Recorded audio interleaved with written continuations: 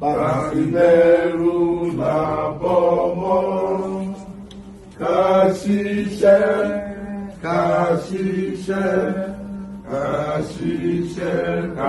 jọlá.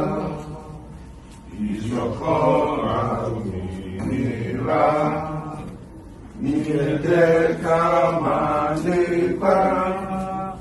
Tẹ̀síwájú ọkàn rere àtòhun tó dára.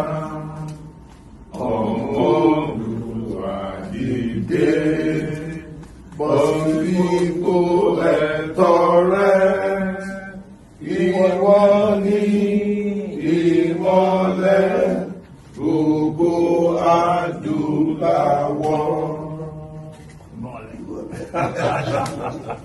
Thank you very much. We are starting yet another Southwest Governors Forum meeting, and I'm happy that all my brother governors have made out time for this very critical meeting. See, they all took this meeting very, very seriously. That's why there's no representation now. Everybody is here present to advance the cause of our region and to discuss things that are germane and important to all of our 6 states.